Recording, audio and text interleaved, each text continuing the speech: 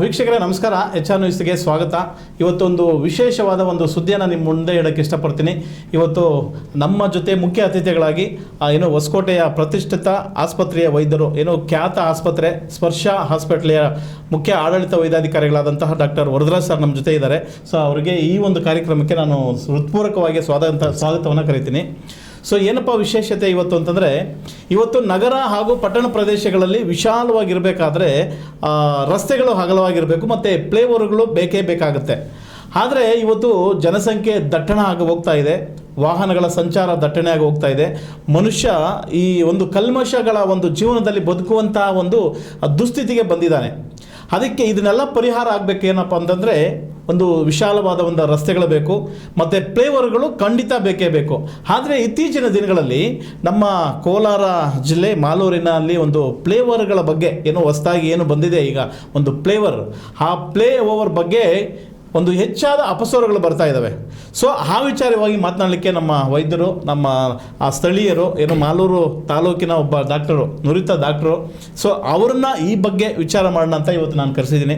Sir ನಮಸ್ಕಾರ. Sir ಇವಾಗ ನಾನು ಇಷ್ಟೊತ್ತು ಹೇಳ್ದಂಗೆ ಸಿಕ್ಕಾಪಟ್ಟೆ ಟ್ರಾಫಿಕ್ ಸಮಸ್ಯೆ. ಸೊ ಫ್ಲೈಓವರ್ಗಳಾಗಿರ್ಬೋದು, ನಾನು ಈಗ ಹೇಳ್ದಂಗೆ ವಾಹನಗಳು, ಜನಸಂಖ್ಯೆ ಸಮಸ್ಯೆ ಆಗ್ತಾನೆ ಹೋಗ್ತಾ ಇದೆ. ಸೊ ಈಗ ತಾವು ಮಾಲೂರಿನವರು, ಒಂದು ಒಳ್ಳೆ ಆಸ್ಪತ್ರೆ ಮಾಡಿ ಒಂದು ಹೆಸರು ಮಾಡಿರ್ತಕ್ಕಂಥವ್ರು. ಸೊ ನಿಮಗೆ ಅಲ್ಲಿನ ಆಗುವಗಳು ಚೆನ್ನಾಗಿ ಗೊತ್ತಿದೆ.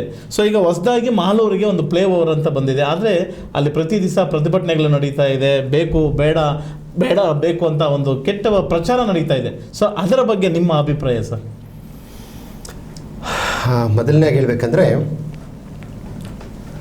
ಇವತ್ತು ನಾನು ಯಾವುದೇ ರೀತಿ ಒಂದು ರಾಜಕೀಯವಾಗಿ ಮಾತಾಡೋದಕ್ಕೆ ಇಲ್ಲಿ ಕೂತ್ಕೊಂಡಿಲ್ಲ.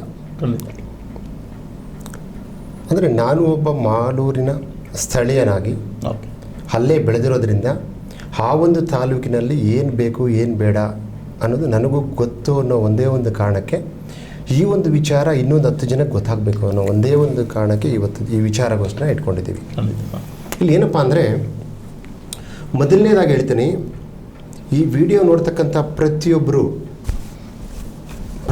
ಹೇಳ್ತಿರ್ತಕ್ಕಂಥದ್ದು ನಾನು ಕಾಂಗ್ರೆಸ್ಸು, ನಾನು BJP, ನಾನು JDS ಅನ್ನೋದನ್ನು ಫಸ್ಟು ಹೊರಗಡೆ ಇಟ್ಟು ನಾನು ಮಾಲೂರಿನವನು ಅಂತ ಒಂದೇ ಒಂದು ಮನಸ್ಸಲ್ಲಿ ಇಟ್ಕೊಂಡು ಅಷ್ಟೇ ನೋಡಿ. ಅದಾದಮೇಲೆ ಇದರಲ್ಲಿ ಏನು ವಿಚಾರಗಳನ್ನ ನಾವು ಇವತ್ತು ಡಿಸ್ಕಸ್ ಮಾಡ್ತೀವಿ, ಅದಾದಮೇಲೆ ಮತ್ತೆ ಪಕ್ಷ ಅನ್ನೋದನ್ನು ಬಿಟ್ಟು ಮನುಷ್ಯತ್ವ ಅನ್ನೋದನ್ನು ನೀವು ಮನಸ್ಸಲ್ಲಿಟ್ಕೊಂಡು ನನ್ನ ಮಾಲೂರು ಅದು ಚೆನ್ನಾಗಿರಬೇಕು, ಆದರೆ ನಾನು ಏನು ಮಾಡಿದ್ರೆ ಸರಿ ಹೋಗುತ್ತೆ ಅನ್ನೋದನ್ನು ವಿಚಾರವಾಗಿ ಇಟ್ಕೋಬೇಕು. ಆವಾಗಲಷ್ಟೇ ಅದಕ್ಕೆ ಒಂದು ಅರ್ಥಪೂರ್ಣವಾಗುತ್ತೆ. ಇಲ್ಲ ಅಂದರೆ ಏನಾಗುತ್ತೆ, ನಾವೇನೇ ಹೇಳಿದ್ರು ಏನೇ ಮಾಡಿದ್ರು ನಂದು ಈ ಪಾರ್ಟಿ, ನಂದು ಆ ಪಾರ್ಟಿ ಅನ್ನೋದು ಈಗೇನಾಗಿದೆ ಅಂದರೆ, ಬೆಸ್ಟ್ ಎಕ್ಸಾಂಪಲ್ ಅಂದರೆ, ಈಗ 3 ಬಸ್ ಇರುತ್ತೆ ಎಲ್ಲಿಗೆ, ಮಾಲೂರಿಂದ ಬೆಂಗಳೂರಿಗೆ ಹೋಗೋಕ್ಕೆ. ಒಂದು ಕಾಂಗ್ರೆಸ್, ಒಂದು BJP, ಒಂದು JDS. ಜನ ಏನು ಮಾಡ್ತಾರೆ, ಅದರಲ್ಲಿ ಹತ್ಕೊಂಡು ಕೂತ್ಕೊಂಡಿರ್ತಾರೆ. ನಂದು ಈ ಬಸ್ಸು ಈ ಬಸ್, 3 ಪಕ್ಷದ ಜನ ಕೂತಿರ್ತಾರೆ, ಅವ್ರ ಬಸ್ಸಲ್ಲಿ ಕೂತಿರ್ತಾರೆ.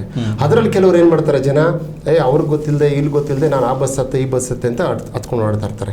ಬಟ್ ಆ ಜನಕ್ಕೆ ಗೊತ್ತಾಗಲ್ಲ ಯಾವಾಗ ಡ್ರೈವರ್ ಚೇಂಜ್ ಆಗಿರ್ತಾರೆ ಅಂತ. ಅದು ಮೈನ್ ಕಾನ್ಸೆಪ್ಟ್, ರಾಜಕೀಯದ ಪರಿಸ್ಥಿತಿ. ಜನಗಳಿಗೆ ಯಾಕೆ ಹೇಳ್ತಿದ್ದೀನಿ ಅಂದರೆ, ಯಾವುದೇ ವಿಷಯನ ನೀವು ಖಂಡಿತ ಹೇಳ್ತೀನಿ, ನಮ್ಮ ಊರಿಗೆ ಮಾಲೂರಿಗೆ ಒಂದು ಏನಾದರೂ ಒಂದು ಒಳ್ಳೆಯದಾಗಬೇಕು ಅಂದಾಗ ಪಕ್ಷ ಅನ್ನೋದನ್ನ ಹೊರಗಿಡಿ. ಪಕ್ಷ ನಿಮ್ಮ ಪಕ್ಷದಲ್ಲಿ ಹೇಳಿದ್ಮೇಲೆ ಅವಾಗಲೇ ಅದಕ್ಕೆ ಡ್ರೈವರ್ ಎಕ್ಸಾಂಪಲ್ ಕೊಟ್ಟಿದ್ದು ನಾನು. ನಿಮ್ಮ ಪಕ್ಷದಲ್ಲಿ ಇರ್ತಕ್ಕಂಥವ್ರು ಇವತ್ತು ಅಲ್ಲಿರ್ತಾರೋ, ನಾಳೆ ಇನ್ನೊಂದು ಕಡೆ ಹೋಗ್ತಾರೋ, ನೀವು ಇವತ್ತು ಅಲ್ಲಿರ್ತೀವೋ, ನಾಳೆ ಇನ್ನೊಂದು ಕಡೆ ಹೋಗ್ತಿರೋ, ಏನಾಗುತ್ತೋ ಗೊತ್ತಿಲ್ಲ. ಆದರೆ ಮಾಲೂರು ಅಲ್ಲೇ ಇರುತ್ತೆ, ನೀವು ಅಲ್ಲೇ ಬದುಕಬೇಕು, ನೀವು ಅಲ್ಲೇ ತಿನ್ನಬೇಕು. ಹೌದು, ಖಂಡಿತ. ಸೊ ಹಾಗೆ ಪಕ್ಷ ಅಂತ ಹೇಳಿದಲ್ಲಿ ಇವತ್ತು ಇವ್ರು ಇರ್ತಾರೆ, ನಾಳೆ ಇನ್ನೊಬ್ರು ಬರ್ತಾರೆ, ನಾಳೆ ಇನ್ನೊಬ್ರು ಬರ್ತಾರೆ, ನೀವು ಮಾತ್ರ ಅಲ್ಲೇ ಇರ್ತೀರಿಲ್ಲ. ಇವ್ರು ಮಾತ್ರ ಅಲ್ಲೇ ಇರಬೇಕು. ಯಾರು ಬಂದ್ರೆ ಏನು, ನೀವು ದುಡಿಯೋದು, ನೀವು ತಿನ್ನೋದು ತಪ್ಪಲ್ಲ. ಖಂಡಿತ. ಇಷ್ಟೆಲ್ಲ ಇದು ಗೊತ್ತಿದ್ಮೇಲೆ ರಿಯಾಲಿಟಿ ಪಕ್ಷಗಳಿಗೋಸ್ಕರ ಜಗಳ ಮಾಡೋ ಥರ ಆಗಲಿ, ಕಮೆಂಟ್ಗಳು ಮಾಡೋ ಥರ ಆಗಲಿ, ನಂದು ಆ ಪಕ್ಷ ಈ ಪಕ್ಷ, ಈ ಪಕ್ಷ ಅಂದರೆ ಇದನ್ನೇ ಮಾಡಬೇಕು, ಆ ಪಕ್ಷ ಅಂದರೆ ಅದನ್ನೇ ಮಾಡಬೇಕು ಅನ್ನೋದನ್ನು ಬಿಟ್ಟು ಮಾಲೂರು ಜನಕ್ಕೆಲ್ಲ ಒಳ್ಳೆಯದಾಗಬೇಕು ಅಂದರೆ ನಾವೇನು ಮಾಡಬೇಕು ಅದನ್ನು ಮನಸ್ಸಲ್ಲಿ ಇಟ್ಕೊಂಡು ಈ ವಿಡಿಯೋನ ನೋಡಿ ಆಮೇಲೆ ನಿಮ್ಮ ಅಭಿಪ್ರಾಯಗಳನ್ನ ತಿಳಿಸೋದು. ನಿಮ್ಮ ಅಭಿಪ್ರಾಯಗಳು ನಿಮ್ಮ ಆಲೋಚನೆಗೆ ಬಿಟ್ಟಿದ್ದು. ಈಗೇನಪ್ಪ ಅಂದರೆ, ಇಷ್ಟೆಲ್ಲ ಯಾಕೆ ತಿಳಿಸಿ ಹೇಳಿದೆ ನಾನು ಅಂದರೆ, ಮಾಲೂರು ಪಟ್ಟಣದಲ್ಲಿ ಈಗ ಒಂದು ಫ್ಲೈಓವರ್ ಬಗ್ಗೆ ಭಾಳಷ್ಟು ಚರ್ಚೆಗಳಾಗ್ತಾ ಇದ್ದಾವೆ. ಆಡಳಿತಾರೂಢ ಪಕ್ಷ ಇರತಕ್ಕಂಥದ್ದು ನಾನು ಫ್ಲೈಓವರ್ ಮಾಡಬೇಕು ಅಂತ, ಬೇರೆ ವಿರೋಧ ಪಕ್ಷಗಳು ಅಲ್ಲಿ ಫ್ಲೈಓವರ್ ಬೇಡ ಅಂತ.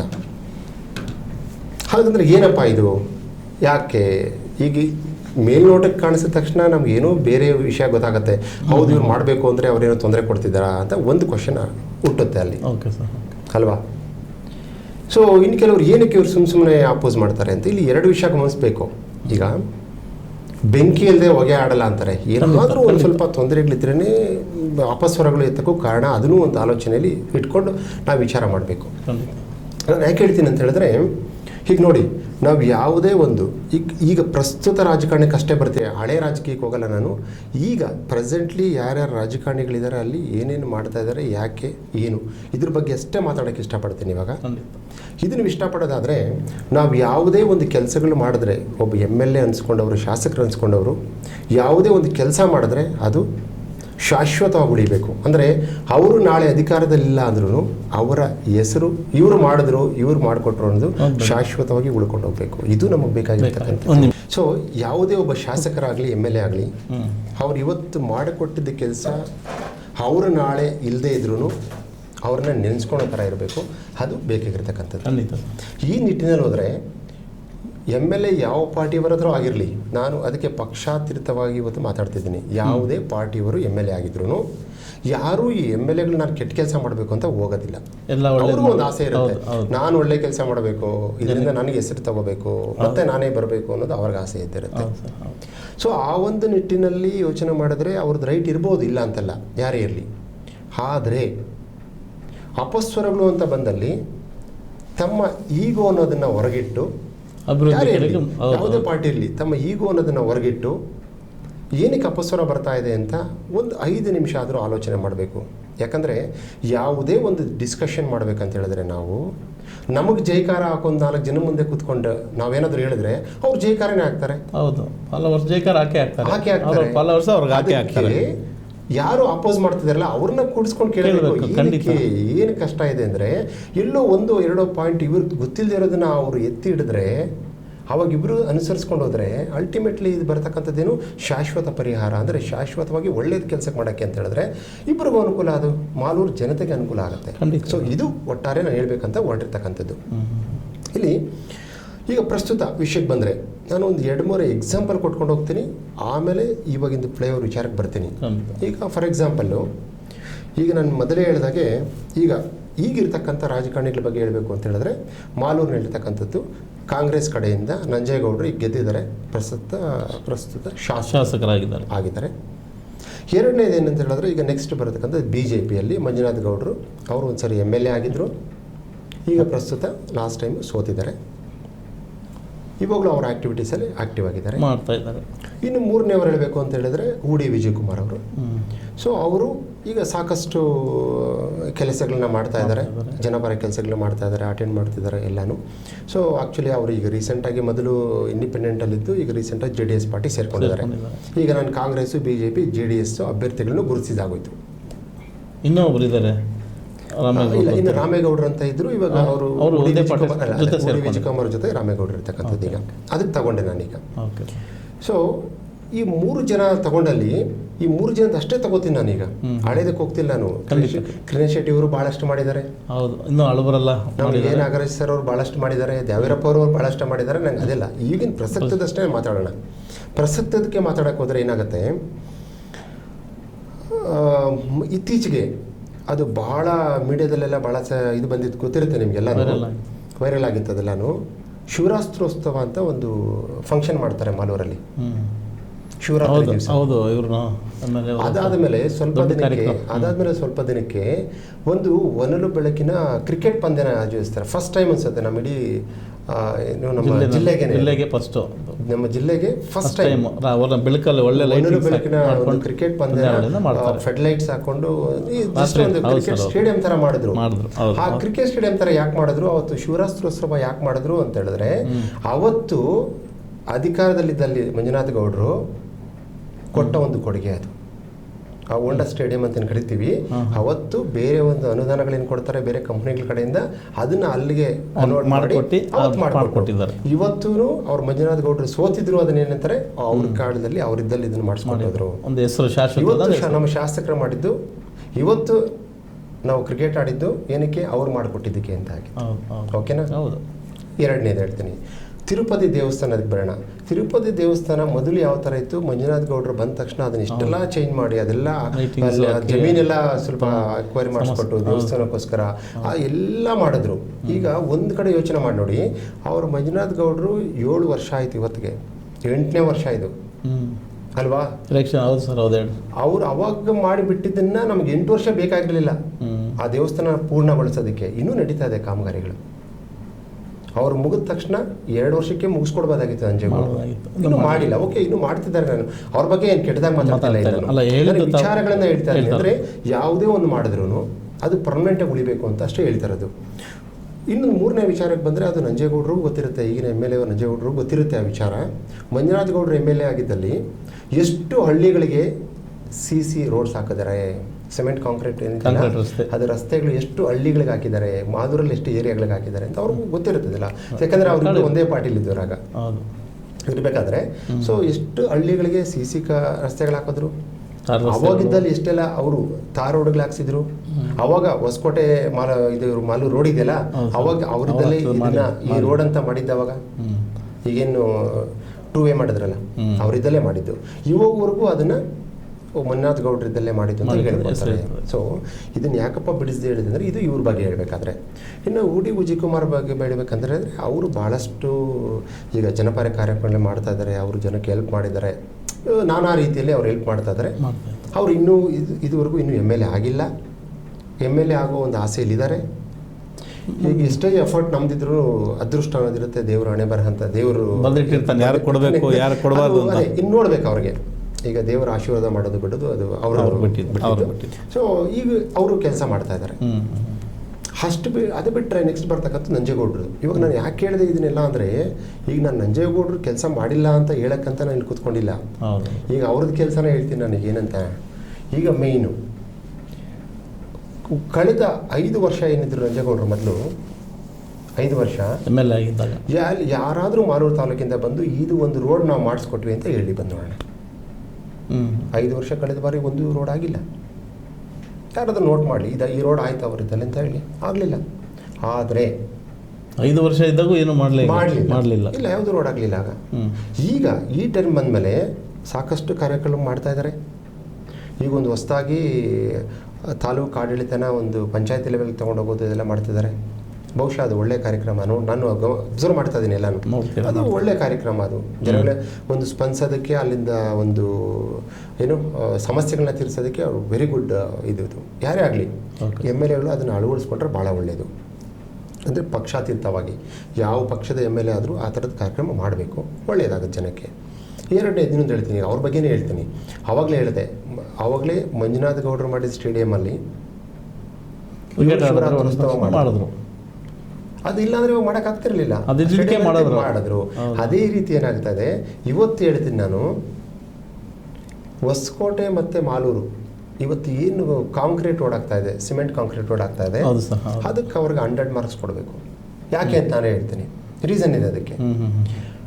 ಭಾಳಷ್ಟು ಫಾಸ್ಟಾಗಿ ಕಾಮಗಾರಿ ಆಗ್ತಾ ಇದೆ, ಚೆನ್ನಾಗಿ ಮಾಡ್ತಾ ಇದ್ದಾರೆ, ರೋಡ್ ಕ್ವಾಲಿಟಿನೂ ಚೆನ್ನಾಗಿ ಮಾಡ್ತಾ ಇದ್ದಾರೆ. ಅಂದರೆ ಏನೋ ಒಂದು ಟೆಂಪ್ರರಿ ಅಂತ ಮಾಡ್ತಾ ಇಲ್ಲ, ಅಲ್ಲಿ ಒರಿಜಿನಲ್ ಆಗಿ ಯಾರೇ ಹೋಗಿ ನೋಡಿದ್ರು ಒರಿಜಿನಲ್ ಆಗಿ ಮಾಡ್ತಾ ಇದ್ದಾರೆ. ಇರ್ರೆಸ್ಪೆಕ್ಟಿವ್ ಆಫ್ ಯಾವ ಪಾರ್ಟಿ ಪಾರ್ಟಿ ಅನ್ನೋದು ಬಿಟ್ಟು, ಅದಕ್ಕೆ ನಾನು ಹೇಳಿದ್ದು ಮೊದಲನೇ, ಕಾರ್ಯಕರ್ತರು ದಯವಿಟ್ಟು ಈ ಒಂದು ಸಂದರ್ಶನನ ನೀವು ಪಾರ್ಟಿ ಅಂತ ನೋಡಬೇಡಿ, ಅಭಿವೃದ್ಧಿ ಅಂತ ಅಷ್ಟೇ ನೋಡಿ. ಖಂಡಿತ. ಈ ಒಂದು ನೋಡ್ಕೊಂಡ್ರೆ ಈಗ ಹೊಸಕೋಟೆ ಮಾಲೂರು ರಸ್ತೆ ಏನು ಮಾಡ್ತಾ ಇದ್ದಾರೆ ಅದು 100% ಇವತ್ತಲ್ಲ, ಇನ್ನು 20 ವರ್ಷ ಹೋದ್ರೂ ನಂಜೇಗೌಡರು ಮಾಡಿದ್ದು ರೋಡ್ ಅಂತ ಯಾರು ಹೇಳ್ತಾರೆ? ಖಂಡಿತ ಸರ್, ಖಂಡಿತ, ಡೆಫಿನೆಟ್ಲಿ ಹೇಳ್ತಾರೆ. ಯಾಕೆ ಹೇಳಲ್ಲ ಅಲ್ವಾ? ಮಾಡಿರೋಂಥ ಕೆಲಸ ಹೇಳ್ತಾರೆ. ಸೊ ಈ ಒಂದು ನಿಟ್ಟಿನಲ್ಲಿ ಇವಾಗ ನಾನು ಫ್ಲೇವರ್ಗೆ ಬರ್ತೀನಿ. ಈಗ ಅದೇ ಮಾಲೂರು ಕೋಲಾರ ರಸ್ತೆ ಮಾಡಬೇಕಾದ್ರೆ, ಮಾಲೂರು ಹೊಸಕೋಟೆ ರಸ್ತೆ ಮಾಡಬೇಕಾದ್ರೆ ಯಾರಾದರೂ ಬಂದು ಬೇಡ ಅಂತ ಒಬ್ಬರಾದ್ರೂ ಅಲ್ಲಿ ಹೇಳಿಲ್ಲ, ಖಂಡಿತ ಹೇಳಿಲ್ಲ. ಯಾವ ಪಾರ್ಟಿ ಆಗಲಿ, ಓಕೆ, ಈ ಕಾಂಗ್ರೆಸ್ ಪಕ್ಷ ಮಾಡ್ತಾ ಇದೆ, BJP ಅವರಾಗಲಿ, JDS ಅವರಾಗಲಿ, ಇಂಡಿಪೆಂಡೆಂಟ್ ಆಗಲಿ, ಇಲ್ಲ ಬೇರೆ ನಾಗರಿಕರಾಗಲಿ ಯಾರಾದರೂ ಬಂದು ಈ ರಸ್ತೆ ಬೇಡ ನಮಗೆ ಅಂತ ಹೇಳಿಲ್ಲ. ನೀವು ಹೇಳಿದ್ರೆ ಚೆನ್ನಾಗಿ ಮಾಡ್ತಾ ಇದ್ದಾರೆ, ಗುಡ್ ಅಂತ ಹೇಳಿದ್ರಿ. ಪ್ರತಿಯೊಬ್ಬರು ನಾನು ನೋಡಿದ ತಕ್ಷಣ ನನಗೆ ಫೀಲ್ ಆಯಿತು, ಇಟ್ಸ್ ವೆರಿ ಗುಡ್, ತುಂಬ ಚೆನ್ನಾಗಿ ಮಾಡ್ತಾರೆ. ಫ್ಲೇವರ್ ವಿಚಾರದಲ್ಲಿ ಆದರೆ ಫ್ಲೇವರ್ ವಿಚಾರದಲ್ಲಿ ಯಾರೋ ಕೆಲವರು ಈಗ ಅಪಸ್ವರ ಎತ್ತಿದ್ದಾರೆ ಅಂತ ಹೇಳಿದ ತಕ್ಷಣ ನಾವು ಅವ್ರ ಜಮೀನು ಹೋಗ್ತಾ ಇದೆ ಅದಕ್ಕೆ ಮಾತಾಡ್ತಿದ್ದಾರೆ ಅವ್ರಿಗೇನೋ ಲಾಸ್ ಆಗ್ತಾ ಇದೆ ಅದು ಬಂದರೆ ಅಂತ ಮಾತಾಡ್ತಿದ್ದಾರೆ ಅಂತ ಅಷ್ಟು ಈಸಿಯಾಗಿ ಹೇಳಬಾರ್ದು ಅವ್ರನ್ನ. ಅವ್ರ ಜಾಗದಲ್ಲಿ ಕೂತು ಯೋಚನೆ ಮಾಡಬೇಕು ಏನಿರ್ಬೋದು ಯಾಕೆ ಅಂತ. ಅದಕ್ಕೆ ನಾನು ಅವ್ರ ಜಾಗದಲ್ಲಿ ಕೂತ್ಕೊಂಡು ನೋಡಿದೆ, ಇವ್ರ ಜಾಗದಲ್ಲಿ ಕೂತ್ಕೊಂಡು ನೋಡಿದೆ. ಆ ಒಂದು ವಿಚಾರ ಮಾಡಿದ್ರೆ ನನಗೆ ಬಂದಿದ್ದ ಒಂದು ಥಾಟ್ಸ್ ಏನಿತ್ತಲ್ಲ ಅದನ್ನು ನಾನು ಇವಾಗ ಜನರ ಮುಂದೆ ಹೇಳ್ತೀನಿ. ಜನಕ್ಕೆ ಗೊತ್ತಾಗಬೇಕು ಏನಪ್ಪ ಅಂದರೆ, ಓಕೆ ಫ್ಲೇಓವರ್ ಬೇಕು, ಫ್ಲೇಓವರ್ ಬಂತು ಅಂತ ಹೇಳಿದ್ರೆ ನಮ್ಮ ಸಿಟಿ ಸುಂದರವಾಗಿ ಕಾಣುತ್ತೆ, ನಮ್ಮ ಮಾಲೂರು ಪಟ್ಟಣ ಸುಂದರವಾಗಿ ಕಾಣುತ್ತೆ, ಒಂದು ನೇಮ್ ಇರುತ್ತೆ ನನಗೆ, ಒಳ್ಳೆ ಫ್ಲೇವರ್ ಕಾಣಿಸಿದ್ರೆ ಊರಲ್ಲಿ ಎಷ್ಟು ಚೆನ್ನಾಗಿರುತ್ತೆ ಅಂತ ರಂಜೇಗೌಡ್ರದ್ದು ಒಂದು ಥಾಟ್ ಇದೆ.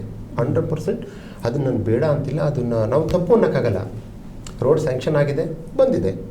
ಆದರೆ ಒಂದು ಹೇಳ್ತೀನಿ, ಇಲ್ಲಿ ನಮಗೆ ಈ ಒಂದು ಮಟ್ಟದಲ್ಲಿ ಅದಕ್ಕೆ ಫಾರ್ ಎಕ್ಸಾಂಪಲ್ ಕೊಟ್ಬಿಡ್ತೀನಿ, ಇದನ್ನು ಭಾಳ ವಿಚಾರವಾಗಿ ಯೋಚನೆ ಮಾಡಿದ್ದನ್ನು. ಒಂದು ಏನೋ ಒಂದು ಲಸಿಕೆ ಅಂತೀವಿ ಇವತ್ತು. ಲಸಿಕೆ ಅಂದ್ರೇನು? ವ್ಯಾಕ್ಸಿನ್. ಆ್ಯಕ್ಚುಲಿ ಅದನ್ನು ವ್ಯಾಕ್ಸಿನ್ ಅಂತ ಕರಿಬಾರ್ದು, ಅಮೃತ ಅಂತ ಕರಿಬೇಕು. ಅದನ್ನು ಕನ್ನಡದಲ್ಲಿ ಅಮೃತ ಅಂತ ಕರಿಬೇಕು. ಯಾಕಂದ್ರೆ ಮನುಷ್ಯನ ಜೀವನ ಉಳಿಸ್ತಾ ಇದೆಯಲ್ಲ, ಅದಕ್ಕೆ ಆ ಥರ ಒಂದು ವ್ಯಾಕ್ಸಿನ್ನ ಒಂದು ಕಂಡಿಡಿದ ಮೇಲೆ ನಾವು ಅದನ್ನು ಪ್ರಯೋಗಿಸಿ ಲ್ಯಾಬಲ್ಲೇ ಅದರ ಸೈಡ್ ಎಫೆಕ್ಟ್ಸ್ ಏನಿದೆ ಅಂತ ಸಿಗೋವರೆಗೂ ಅದನ್ನು ಯಾರಿಗೂ ಕೊಡಲ್ಲ. ಪ್ರಯೋಗ ಮಾಡಿ ಅದು ಲಾಂಗ್ ಟೈಮ್ ಅಂದರೆ ಒಂದು 5-10 ವರ್ಷ ಏನೆಲ್ಲ ಆಗ್ಬೋದಪ್ಪ ಅಂತ ಹೇಳಿ ಆಮೇಲೆ ಅದನ್ನು ನಾವು ಪ್ರಯೋಗ ಮಾಡ್ತೀವಿ, ಜನಕ್ಕೆ ಕೊಡ್ತೀವಿ. ಇದು ಹಂಗೇನೆ. ಅಂದರೆ ನಾವು ಫ್ಲೇವರ್ ಕಟ್ಟೋದು ಖುಷಿಯಾದ ವಿಚಾರನೇ, ವ್ಯಾಕ್ಸಿನ್ ಕೊಟ್ಟಂಗೆನೆ. ಆದರೆ ಅದು ಫ್ಲೇವರ್ ಕಟ್ಟಿದ ಮೇಲೆ ಅದರಿಂದ ನಮಗೆ ಅನುಕೂಲಗಳೆಷ್ಟು, ಅದರಿಂದ ನಮಗೆ ಅನಾನುಕೂಲಗಳೆಷ್ಟು ಅನ್ನೋದನ್ನು ನೋಡಬೇಕಾಗುತ್ತೆ. ಕ್ಯಾಲ್ಕುಲೇಷನ್ ಮಾಡಬೇಕು, ಎರಡು ವೆಯ್ಟ್ ಮಾಡಬೇಕು, ಮಾಡಬೇಕು. ಆವಾಗ ನಮಗೆ ಯಾವ ಕಡೆ ಕಡಿಮೆ ಹೆಚ್ಚು ಅಂತ, ಯಾವುದು ಜಾಸ್ತಿ ತೂಗ್ತದೆ ಅದ್ರ ಕಡೆ ನಾವು ಹೋಗ್ಬೇಕು. ಅದ್ರ ವಿಚಾರ ಮಾಡಬೇಕು ಅಂತ ಹೇಳಿದ್ರೆ 3 ಪಕ್ಷದವ್ರಿಗೆ ಹೇಳ್ತಿರೋದು ಈಗೋ ಅನ್ನೋದನ್ನ ಪಕ್ಕಕ್ಕೆ ಬಿಡಬೇಕು, ಕೂತ್ಕೊಂಡು ಡಿಸ್ಕಸ್ ಮಾಡಬೇಕು. ಸರ್, ಈವರೆಗೂ ಡಿಸ್ಕಷನ್ ಮಾಡೇ ಇಲ್ಲ ಅವರು? ಮಾಡಿಲ್ಲ, ಮೋಸ್ಟ್ಲಿ ಮಾಡಿಲ್ಲ. ಮಾಡಿದ್ದಿದ್ರೆ ಈ ಮಟ್ಟಕ್ಕೆ ಹೋಗ್ತಿರ್ಲಿಲ್ಲ. ಅಂದ್ರೆ 3 ಜನ ಕೂತ್ ಮಾಡಬೇಕು. ಇಲ್ಲಿ ಈಗ ನಾನು ಹೇಳಿದ್ರೆ ನಂಜೇಗೌಡರು MLA ಅವರು, ಶಾಸಕರು ಎಲ್ಲರನ್ನ ಕರೆದು ಮಾತಾಡಿ ಅದು ಅವರ ಒಂದು ಕರ್ತವ್ಯ. ಆಪೋಸಿಟ್ ಪಕ್ಷದವರನ್ನ ಅವರ ಒಂದು ಲೀಡರ್ಸ್ ಜೊತೆಗೆ ಇಲ್ಲ, ಲೀಡರ್ನೂ ಸೇರಿಸೋದು ಬೇಡ, ನೀವು ಇಬ್ಬರು ಕೂತ್ಕೊಳ್ಳಿ. ಅವರೊಬ್ಬ ಮುಖ್ಯ ಯಾರಿದ್ದಾರೆ ಅವ್ರನ್ನಷ್ಟೇ ಕೂಡಿಸ್ಕೊಳ್ಳಿ. ನೀವಷ್ಟೇ ವಿಚಾರ ಮಾಡಿ. ಯಾಕಂದರೆ ಒಂದೊಂದು ಟೈಮ್ ಇನ್ನೊಂದು ಆಗುತ್ತಲ್ಲಿ, ಪಾಪ ಅವ್ರ ತಲೆ ಏನೋ ಇದ್ರೆ ಪಕ್ಕದಲ್ಲಿ ಕೂತ್ಕೊಂಡು ಜೈಕಾರ ಹಾಕೋರೆಲ್ಲ ರಾಂಗ್ ಇನ್ಫಾರ್ಮೇಷನ್ ಕೊಡ್ತಾರೆ, ಇವ್ರೇನು ಹೇಳಿದ್ರೆ ಅವರೇನು ಬಯಾಸ್ ಆಗುತ್ತೆ. ಅದಕ್ಕೆ ನೀವು 3 ಜನ ಕೂತ್ಕೊಂಡು ಇದು ಮಾಡಿದ್ರೆ ಒಳ್ಳೇದಾ ಕೆಟ್ಟಿದ್ದ. ಯಾಕಂದ್ರೆ ಇದು ಒನ್ಸ್ ಇನ್ ಇದು ಯಾವಾಗಲೂ ಬರೋದು, ಒಂದ್ಸಾರಿ ಮಾಡಿದಾದ್ಮೇಲೆ ಅವಕಾಶಗಳು ಮತ್ತೆ ಸಿಗಲ್ಲ ನಮಗೆ ಅಲ್ವಾ. ಅದನ್ನ ಯೂಸ್ ಮಾಡ್ಕೋಬೇಕು ನಮ್ಮ ಪಟ್ಟಣಕ್ಕೆ ಅಂತೇಳಿ. ಎಲೆಕ್ಷನ್ ಬಂದಾಗ ಎಲೆಕ್ಷನ್ ಮಾಡಿ 3 ತಿಂಗಳು ಅಷ್ಟೇ, ಏನ್ ಬೇಕಾದ್ರೆ ಎಲೆಕ್ಷನ್ ಮಾಡಿ, ಆಮೇಲೆ ಅಭಿವೃದ್ಧಿ ಕಡೆ 3 ಜನ ಕೊಡಬೇಕು. 3 ಜನ ಕೂತು ಡಿಸ್ಕಸ್ ಮಾಡ್ಬೇಕು ಅದನ್ನ. ಈ ಒಂದು ಅನುಕೂಲಗಳು ಇವತ್ತು ನಾನು ಹೇಳ್ತೀನಿ ಕೇಳಿ. ಫ್ಲೇವರ್ ಬರುತ್ತೆ, ಪೇಂಟ್ ಮಾಡ್ತೀವಿ, ಕಲರ್ ಆಗಿರುತ್ತೆ ಅಂತ ನೋಡೋಕೆ ಭಾಳ ತುಂಬ ಚೆನ್ನಾಗಿರುತ್ತೆ ಅದು. ಆದರೆ ಅಲ್ಲಿ ಆಗ್ತಕ್ಕಂಥದ್ದು ಹೇಳ್ತೀನಿ. ಓಕೆ ಸರಿ, ಫ್ಲೇವರ್ ಮಾಡಿದ್ವಿ. ಮಾಲೂರು ಅನ್ನತಕ್ಕಂಥ ಒಂದು ಪಟ್ಟಣಕ್ಕೆ ಇರ್ತಕ್ಕಂಥದ್ದು ಒಂದೇ ಒಂದು ರಸ್ತೆ, ಅದು ತ್ರಿಭುಜವಾಗಿ ಈ ಕಡೆಯಿಂದ ಒಂದು ಕೋಲಾರಿಂದ ಒಂದು ಬೆಂಗಳೂರಿಂದ ಹೋಗುತ್ತೆ, ಸರ್ಕಲ್ ಬಿಟ್ಟರೆ ನೆಕ್ಸ್ಟ್ ಒಂದೇ ರಸ್ತೆ ಹೋಗುತ್ತೆ. ಅದು ಬಿಟ್ಟರೆ ಇನ್ನೇನು ಇಲ್ಲ ಮಾಲೂರು, ಅಷ್ಟೇ ಇರೋದು ಅಲ್ವಾ? ಹೌದು ಸರ್, ಖಂಡಿತ. ಪಕ್ಕದಲ್ಲಿ ಒಂದು ಬಿಲ್ಡಿಂಗ್ ಬಿಟ್ಟರೆ ಕಮರ್ಷಿಯಲ್ ಬಿಲ್ಡಿಂಗ್ ಅಂತ ಉದ್ದಕ್ಕೆ, ನೆಕ್ಸ್ಟ್ ಇರ್ತಕ್ಕಂಥದ್ದೇ ರೆಸಿಡೆನ್ಷಿಯಲ್, ಅಂದರೆ ಮನೆಗಳಿದೆ, ವಾಸವಾಗಿರ್ತಕ್ಕಂಥ ಮನೆಗಳು ಅಲ್ವಾ?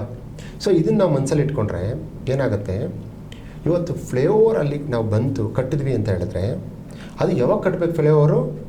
ಅದೇನಾದರೂ ನಮ್ಮ ಜನಕ್ಕೆ, ಅಲ್ಲಿ ವಾಸವಾಗಿರ್ತಕ್ಕಂಥ ಜನಕ್ಕೆ ನೀಡಿ ಇದೆ, ಅನುಕೂಲ ಇದೆ, ಬೇಕಾಗುತ್ತೆ. ಫಾರ್ ಎಕ್ಸಾಂಪಲ್ ಈ ಕಲ್ಕತ್ತಾ ಹೋಗಿ ಒಂದು ರಿವರ್ ಇರುತ್ತೆ, ಆ ರಿವರ್ ಮೇಲೆ ಒಂದು ಫ್ಲೇವರ್ ಕಟ್ಟಿರ್ತಾರೆ, ಅದು ಬೇಕು ಜನಕ್ಕೆ. ಈ ಕಡೆಯಿಂದ ಆ ಕಡೆ ಹೋಗಕ್ಕೆ ಈಗ ರೈಲ್ವೆ ಬ್ರಿಡ್ಜ್ ಇದೆ, ಈ ಕಡೆಯಿಂದ ಕೂಡ ಬೇಕು, ಅವಾಗ ಅದು ಅವಶ್ಯಕತೆ, ನಮ್ಮ ಜನಕ್ಕೆ ಅವಶ್ಯಕತೆ ಇದ್ದಲ್ಲಿ ಫ್ಲೇಓವರ್ಸ್ ಅನುಕೂಲ ಆಗುತ್ತೆ.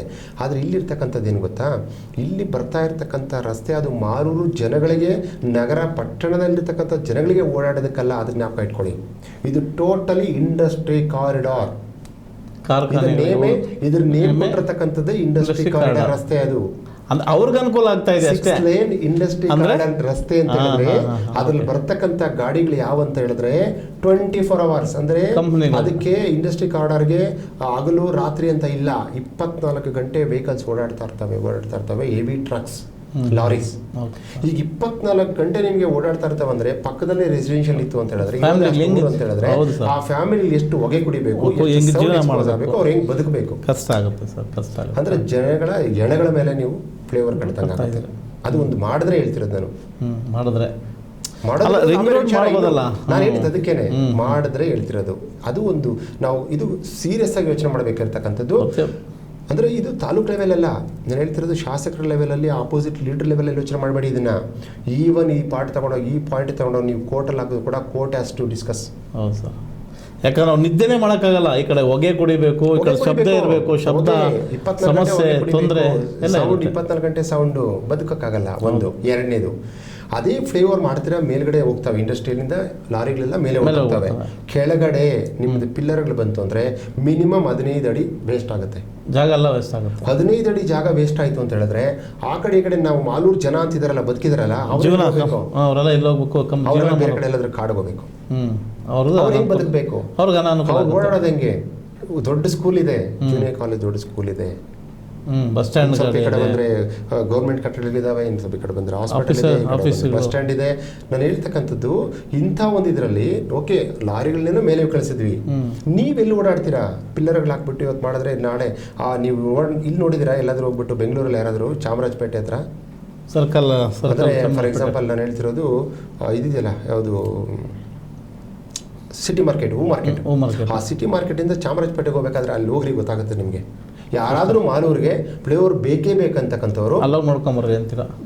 ನಿಜವಾಗ್ಲೂ ನಾನು ಹೇಳ್ತಾ ಇರೋದು, ಯಾವ ಪಾರ್ಟಿಯವರಾಗಲಿ, ನಾನು ಇದು ಕಾಂಗ್ರೆಸ್ BJP JDS ಅಂತ ಮಾತಾಡ್ತಿಲ್ಲ, ಯಾವ ಪಾರ್ಟಿಯವರಾಗಲಿ ಯಾರಿಗೆ ಬೇಕು ನನಗೆ ಫ್ಲೇವರ್ ಅಂತಕ್ಕಂಥವ್ರು ಹೋಗ್ಬಿಟ್ಟು ಒಂದು ಸಾರಿ ಸಿಟಿ ಮಾರ್ಕೆಟಿಂದ ಚಾಮರಾಜಪೇಟೆವರೆಗೂ ನೀವಲ್ಲಿ ಒಂದು ಗಾಡಿನೋ ಇಲ್ಲ ಕಾರೋ ತೊಗೊಂಡು ಹೋಗಿ ಬನ್ನಿ, ಗೊತ್ತಾಗುತ್ತೆ ನಿಮ್ಮ ಅವಸ್ಥೆ.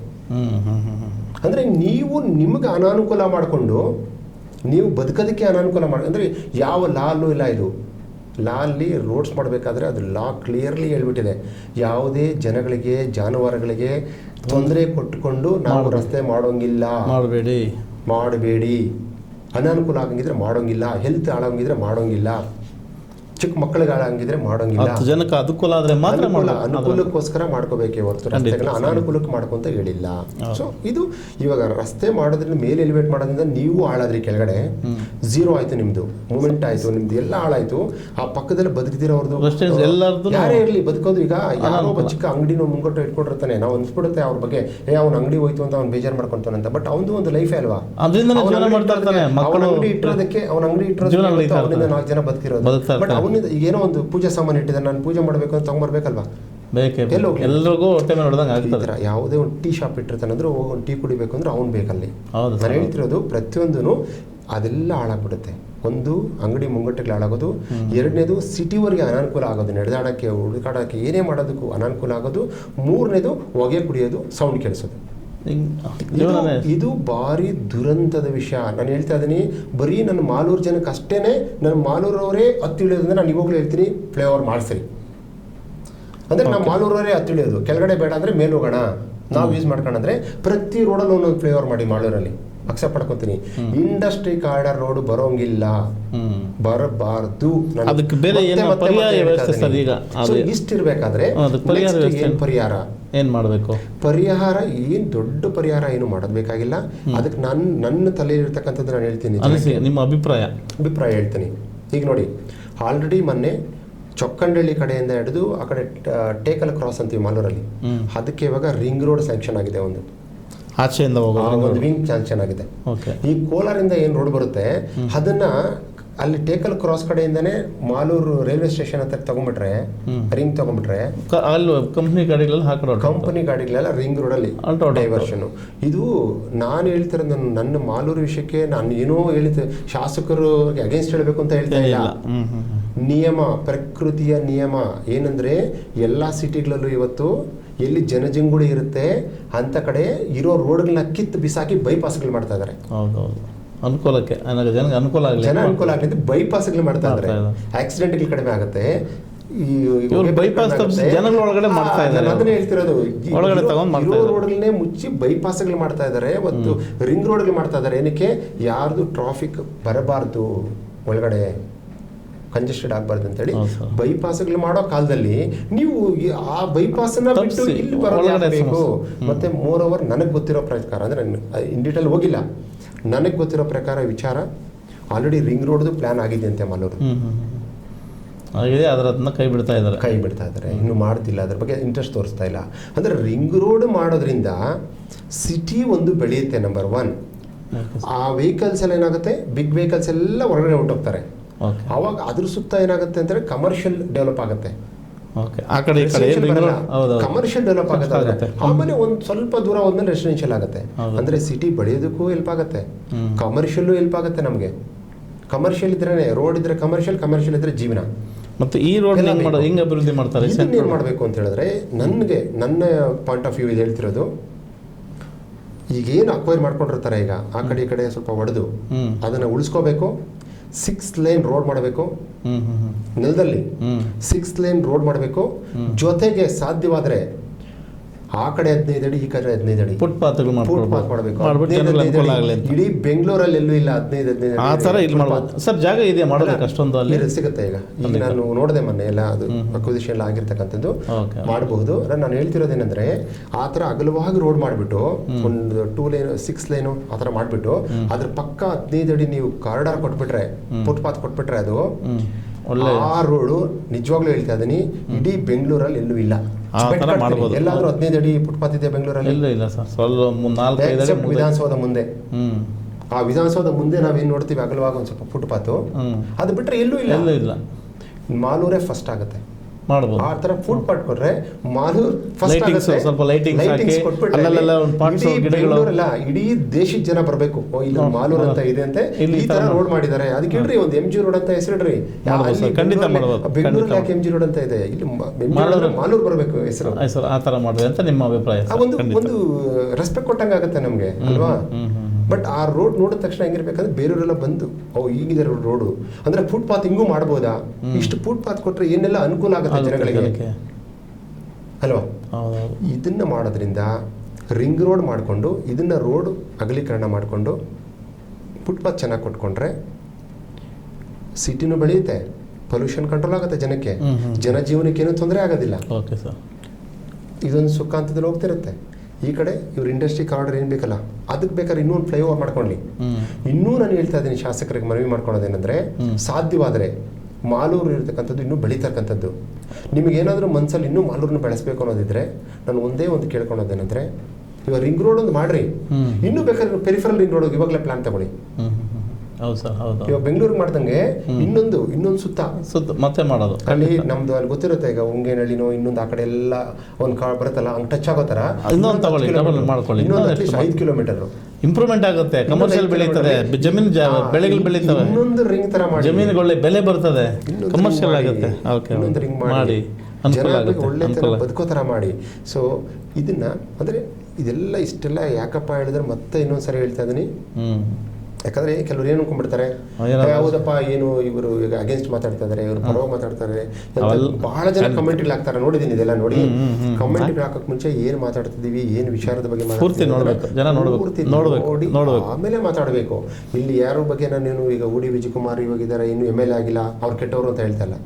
ನಂಜೇಗೌಡರು MLA ಅವ್ರು ಕೆಟ್ಟವರು ಅಂತ ಇಲ್ಲ, ಮಂಜುನಾಥ್ ಗೌಡ್ರು MLA ಆಗಿದ್ರು ಅವ್ರು ಕೆಟ್ಟವರು ಅಂತ ಹೇಳ್ತಾ ಇಲ್ಲ. 3 ಜನ ಅವ್ರವ್ರ ಇದಕ್ಕೆ ಅವರು ಒಳ್ಳೆಯವರೇನೆ. ಯಾರು ನಾನು ಕೆಟ್ಟ ಕೆಲಸ ಮಾಡ್ಬೇಕಂತ ಬರಲ್ಲ, ಒಳ್ಳೆ ಕೆಲಸ ಮಾಡ್ತಾರೆ.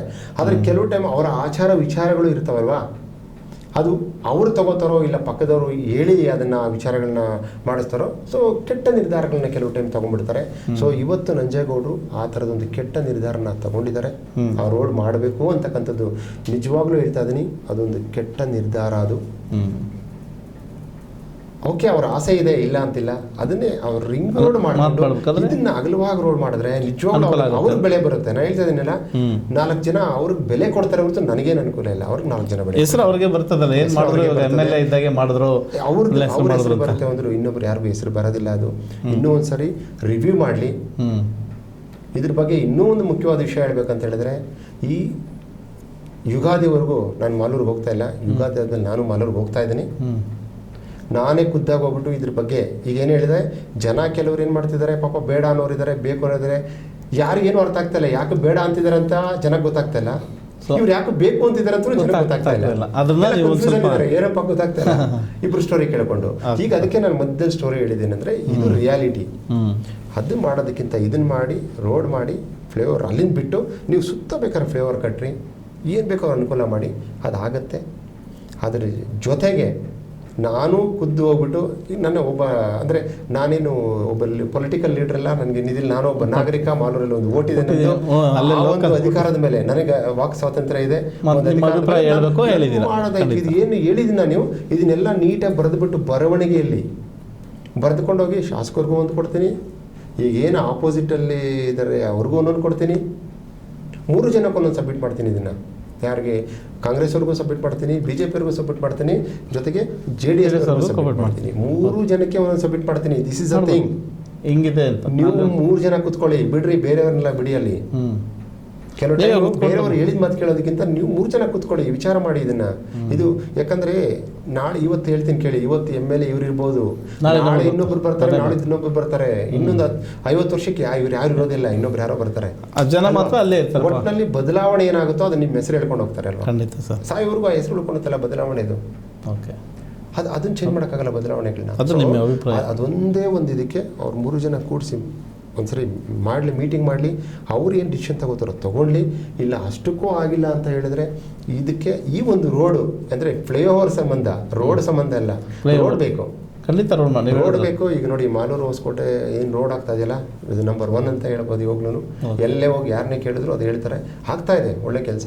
ಇದೇ ಥರ ಈಗ ವೇಮ್ಗಲ್ ಫಾರ್ ಎಕ್ಸಾಂಪಲ್, ಇದರಿಂದ ದೇವನಹಳ್ಳಿ, ವಿಜಯಪುರ, ವೇಮ್ಗಲ್ಲಿಂದ ಮತ್ತೆ ಮಾಲೂರಿಗೊಂದು ಕಾರ್ಡರ್ ಬರ್ತಾ ಇದೆ ಅಪ್ ಟು ಹೊಸೂರ್ವರೆಗೂ. ಸೊ ಅದೇ ಎರಡಕ್ಕೂ ಲಿಂಕೇಜ್ ಬರ್ತಿರೋದು ಈಗ ಈ ಫ್ಲೈಓವರ್. ಆ್ಯಕ್ಚುಲಿ ಹೇಳ್ಬೇಕಂದ್ರೆ ಅರೌಂಡ್ 3.5 ಕಿಲೋಮೀಟ್ರ್ ಏನು.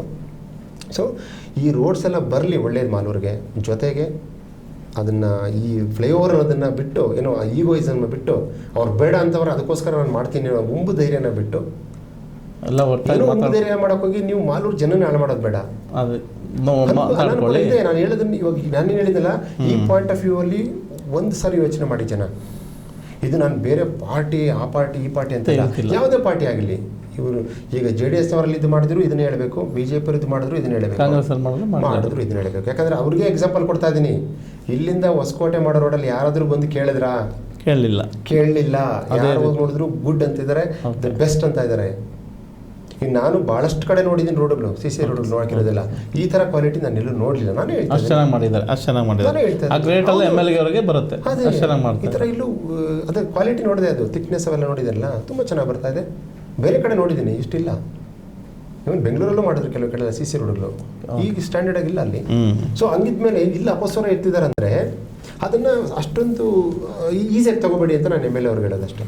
ಆದರೆ ಅದು ಯೋಚನೆ ಮಾಡಿದ್ರ ಬಗ್ಗೆ ನೋಡಿದ್ರಲ್ಲ ವೀಕ್ಷಕರೇ, ನಮ್ಮ ಏನು ಮಾಲೂರಿನ ಒಂದು ಸಮಸ್ಯೆ ಬಗ್ಗೆ, ಫ್ಲೈಓವರ್ ಬಗ್ಗೆ, ರಸ್ತೆಗಳ ಬಗ್ಗೆ ಸಂಪೂರ್ಣವಾಗಿ ಎಷ್ಟೋ ಜನಕ್ಕೆ ಮಾಹಿತಿನೇ ಗೊತ್ತಿರಲ್ಲ. ಯಾಕಂತಂದರೆ ಮಾಲೂರಿಗೆ ಫ್ಲೈಓವರ್ ಬರ್ತದೆ, ಬರಲಿ ಬಿಡು, ಕೆಲವರು ಬೇಡ ಬಿಡು. ಆದರೆ ಮುಂದೆ ಏನು ಅನಾನುಕೂಲ ಆಗುತ್ತೆ, ಏನು ಅನುಕೂಲ ಆಗುತ್ತೆ ಅನ್ನೋದ್ರ ಬಗ್ಗೆ ಸಂಪೂರ್ಣವಾದ ಮಾಹಿತಿಯನ್ನು ಡಾಕ್ಟರ್ ವರದರಾಜ್ ಸರ್ ಅವರು ನಮಗೆ ಕೊಟ್ಟಿದ್ದಾರೆ. ದಯಮಾಡಿ ಅವರು ಸಾಕಷ್ಟು ಬಾರಿ ಹೇಳಿದ್ದಾರೆ, ಇದು ಯಾವುದೇ ರಾಜಕೀಯ ಪ್ರೇರಿತ ವಿಶ್ಲೇಷಣೆ ಅಲ್ಲ ಅಂತ ಹೇಳಿದ್ದಾರೆ. ದಯವಿಟ್ಟು ಅರ್ಥ ಮಾಡ್ಕೊಳ್ಳಿ. ಇಲ್ಲಿ ಯಾರೇ ಮಾಡಿದ್ರು ಮತ್ತೆ ಏನೋ ಹೊಸಕೋಟೆ ಮತ್ತು ಮಾಲೂರು ರಸ್ತೆ ಬಗ್ಗೆ ಸಂಪೂರ್ಣವಾಗಿ ಹೇಳಿದ್ರು, ತುಂಬ ಚೆನ್ನಾಗಿ ಮಾಡ್ತಾಯಿದ್ದಾರೆ, ಈ ಕ್ರೆಡಿಟ್ ಅವ್ರಿಗೆ ಬರಬೇಕು ಅಂತ ಸಾಕಷ್ಟು ಹೇಳಿದ್ದಾರೆ. ದಯಮಾಡಿ ಎಲ್ಲರೂ ಈ ವಿಷಯವನ್ನು ಒಂದು ಮನದಟ್ಟು ಮಾಡಿಕೊಂಡು, ಅವ್ರು ಹೇಳಿದಾಗೆ ಏನು ಅಲ್ಲಿ 3 ಪಕ್ಷಗಳಿದೆ, 3 ಪಕ್ಷದವರು ಕೂತ್ಕೊಂಡು ಇದರ ಕಷ್ಟ ಏನು, ಸುಖ ಏನು, ಅನುಕೂಲ ಏನು, ಅನಾನುಕೂಲ ಅಂತೇಳಿ ವಿಮರ್ಶೆ ಮಾಡ್ಕೊಳ್ಳಿ. ದಯಮಾಡಿ ಮಾಡ್ಕೊಳ್ಳಿ ಅಂತೇಳಿ ಅವರ ಮನದಾಳದ ಒಂದು ಮಾತುಗಳನ್ನು ತಿಳಿಸಿದ್ದಾರೆ. ಆಮೇಲೆ ಇವರು ಉಗಾದಿ ಕಳೆದ ಮೇಲೆ ನಾನು ಮಾಲೂರಿಗೆ ಹೋಗ್ತೀನಿ, 3 ಜನಕ್ಕೆ ಏನು ನಾನು ಈಗ ಮಾತಾಡಿದ್ದೀನಿ, ಏನು ಮಾಹಿತಿ ಕೊಟ್ಟಿದ್ದೀನಿ, ಇದನ್ನು ನಾನು ಲಿಖಿತವಾಗಿ ಕೊಡ್ತೀನಿ ಅಂತ ಹೇಳಿದ್ದಾರೆ. ಹಾಗಾಗಿ ಏನೋ ಈ ಯಾರೆಲ್ಲ ಈ ಒಂದು ವಿಡಿಯೋವನ್ನು ನೋಡ್ತಾ ಇದ್ದಾರೆ, ಇದನ್ನು ದಯಮಾಡಿ ಅರ್ಥ ಮಾಡಿಕೊಂಡು ಇಲ್ಲಿ ಬೇಕಾ ಬೇಡ ಅಂತ ಡಿಸೈಡ್ ಮಾಡಿ ಅಂತ ಹೇಳ್ತಾ, ಇಷ್ಟೊತ್ತಿಗೂ ನಮ್ಮ ಒಂದು ಕಾರ್ಯಕ್ರಮಕ್ಕೆ ಬಂದು ಒಂದು ಆ್ಯಡ್ ಮಾಡ್ತೀನಿ, ಲಿಖಿತವಾಗಿ ಕೊಡ್ತೀನಿ. ಲಿಖಿತವಾಗಿ ಕೊಟ್ಟ ಮೇಲೂ ಅದು ಕಾರ್ಯಾಚರಣೆಗೆ ಬರಲಿಲ್ಲ ಅಂತ ಹೇಳಿದ್ರೆ ಮುಂದಿನ ನಡೆ ನಂದು, ನಾನು ಇಂಡಿವಿಜುವಲ್, ನಾನು ಯಾವ ಪಾರ್ಟಿ ಮೇಲೂ ಡಿಪೆಂಡ್ ಆಗೋದಿಲ್ಲ. ಓಕೆ ಸರ್, ಖಂಡಿತ. ಮಾಲೂರು ಜನಕ್ಕೋಸ್ಕರ ನಾನು ಅದು ಫ್ಲೈಓವರ್ ಆಗೋದಕ್ಕೆ ಅಗೇನ್ಸ್ಟ್ ಆಗಿ ನಿಂತ್ಕೋತೀನಿ. ನಾನು ಒಬ್ಬನೇ ನಿಂತ್ಕೊತೀನಿ, ನಾನು ಯಾರ ಹೆಲ್ಪ್ ಕೇಳೋದಿಲ್ಲ. ಅಂದ್ರೆ ಅಲ್ಲಿ ಜನಕ್ಕೆ ಅನಾನುಕೂಲ ಆಗ್ತಾ ಇದೆ, ಅದಕ್ಕೆ ಜನಕ್ಕೆ ಒಬ್ಬರೆಲ್ಲ 100 ಜನ ಬರಲಿ, ಏನಕ್ಕೆ ಹೊಡೆದಾಡಕ್ಕಲ್ಲ, ವಾದ ಮಾಡಕ್ಕೆ. ಕೋರ್ಟಲ್ಲಿ PL ಹಾಕಿದ್ರು ಕೂಡ ನಾನೇ ವಾದ ಮಾಡ್ಕೊಂತೀನಿ. ಖಂಡಿತ ಸರ್, ಖಂಡಿತ. ನನಗೆ ಗೊತ್ತು ಆ ಪಾಯಿಂಟ್ಸ್ ಏನಿದೆ ಅಂದ್ಬಿಟ್ಟು, ವಿತ್ ಪ್ರೂಫ್, ವಿತ್ ನಮ್ಮ ಮಾಲೂರ್ದು ಏನಿದಿಲ್ಲ ಮ್ಯಾಪು, ಮನೆಗಳ ಕಡೆಯಿಂದ, ಇಶ್ಯೂಗಳ ಕಡೆಯಿಂದ ಒಂದೊಂದು ಎತ್ಕೊಂಡೋಗಿ ನಾನು ಕೋರ್ಟ್ ಹತ್ರ ಇಡ್ತೀನಿ. ಅವ್ರು 100 ಜನ ಲಾಯರ್ ಕರ್ಕೊಂಬರ್ಲಿ, ಅದನ್ನ ವಾದ ಮಾಡಕ್ಕೆ PL ಹಾಕೊಂಡು ಅದನ್ನು ವಿನ್ ಮಾಡ್ಕೊಳೋದು ಹೆಂಗೆ ಗೊತ್ತಿದೆ, ಅದು ಹೋಗ್ತೀವಿ. ಮೊದಲನೇ ರಿಕ್ವೆಸ್ಟೇ, ನಾನು ಅದನ್ನ ಯಾವುದೇ ನಾನು ಮಾಡ್ತೀವಿ ಅಂತ ಹೇಳ್ತಿಲ್ಲ, ಅದು ನಾನು ಗೆಲ್ತೀನಿ ಅಂತ ನಾನು ಹೇಳ್ತಾ ಇಲ್ಲ, ಅದನ್ನ ಒಪ್ಕೋತೀನಿ. ಒಂದು ಪ್ರಯತ್ನ ಮಾಡ್ತೀನಿ, ಜನಕ್ಕೆ ಅನುಕೂಲ ಆಗೋ ತರ ಒಂದು ಪ್ರಯತ್ನ. ನಾನು ಇನ್ನೊಂದ್ಸರಿ ಹೇಳಿದ್ದೀನಿ, 1 ರಿಂಗ್ ರೋಡ್ ಅಲ್ಲ 4 ರಿಂಗ್ ರೋಡ್ ಮಾಡ್ಲಿ, ಇನ್ನೂ ನಾವು ಸಪೋರ್ಟ್ ಮಾಡ್ತೀವಿ. ಬೇಕು ನಮ್ಮ ಊರಿಗೆ, ಊರು ಬೆಳೆದಷ್ಟು ನಮ್ಗೆ ಹೆಮ್ಮೆ ಅಲ್ವಾ ಹೇಳ್ಕೊಳಕ್ಕೆ. 4 ರಿಂಗ್ ರೋಡ್ ಮಾಡಿ, ಒಂದೊಂದು ಮಾಡ್ಕೊಂಡು ಹೋಗ್ತಾರೆ, ಮಾಡೋಣ ಎಲ್ಲ ಒಟ್ಟಿಗೆ. ಆದ್ರೆ ಈ ಫ್ಲೇವರ್ ಮಾತ್ರ ಬೇಡ ಅಂತ ಹೇಳ್ತೀನಿ. ಈ ಫ್ಲೇವರ್ ಇಂದ ನಿಜವಾಗ್ಲೂ ಹೇಳ್ತಾ ಇದೀನಿ, ಆ ಊರಿನ ಒಂದು ಎನ್ವಿರಾನ್ಮೆಂಟ್ ಏನಿತ್ತಲ್ಲ ಎಲ್ಲ ಕಲ್ಮಶ ಆಗುತ್ತೆ. ನನಗೆ ನಿಜವಾಗ್ಲೂ ಗೊತ್ತಾಗ್ತಾ ಇಲ್ಲ, ನಮ್ಮ ಯಾರು ಪ್ರೆಸೆಂಟ್ ಮಾಡಿದ್ರು ಇದನ್ನ, ಅಂದ್ರೆ ಈ ಲೇಔಟ್ ಯಾರು ಪ್ರೆಸೆಂಟ್ ಮಾಡಿದ್ರು, ಅವ್ರ ಇಂಜಿನಿಯರ್ ಆಗಲಿ, ಅಲ್ಲಿ ಬಂದಿರತಕ್ಕಂಥ ಎನ್ವಿರಾನ್ಮೆಂಟಲ್ ಇದಾಗಲಿ, ಇದೇನಾದರೂ ನ್ಯಾಷನಲ್ ಲೆವೆಲ್ ಇದನ್ನ ಯಾರಾದ್ರೂ ಇಟ್ಕೊಂಡು ಪರಿಶೀಲನೆ ಮಾಡ್ಕೊಂಡು ಕೇಸ್ ಹಾಕೊಂಡ್ರಂತೂ ಇವನ್ ಅವ್ರ ಮೇಲೆ ಹೋಗುತ್ತೆ ಆಕ್ಷನ್. ಅವ್ರು ಈ ತರ ಮಾಡೋಂಗಿಲ್ಲ. ಹೈವೇಗಳು ಅಂದ್ರೆ ಏನೋ ಅವ್ರು ಸರಿಯಾಗಿ ಮಾಡಿದ್ರೋ ಇಲ್ಲ ಅಂತ ಸರಿಯಾಗಿ ಮಾಡಿದ್ರೋ ಇಲ್ಲ ಗೊತ್ತಿಲ್ಲ, ಏನೋ ಕಾರಿಡಾರ್ ಎಲ್ಲೂ ಊರ ಮೇಲೆ ಬರೋಂಗಿಲ್ಲ.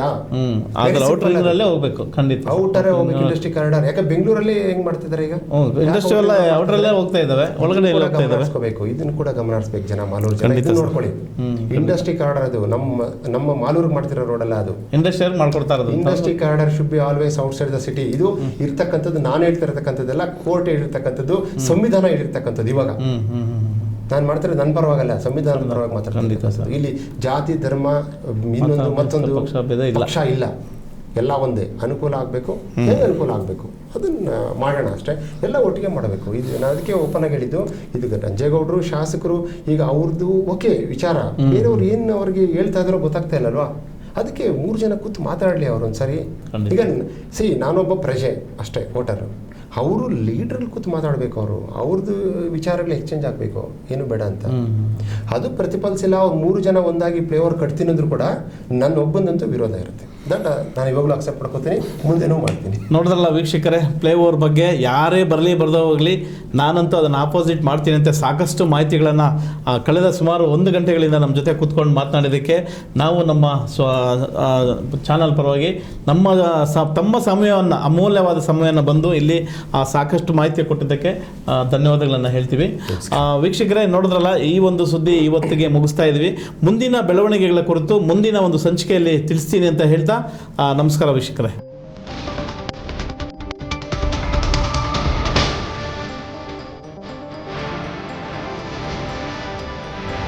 HR ನ್ಯೂಸ್ ಕನ್ನಡ, ಸ್ಥಳೀಯ ಸುದ್ದಿ ಸಮಾಚಾರಗಳ ಆಗರ.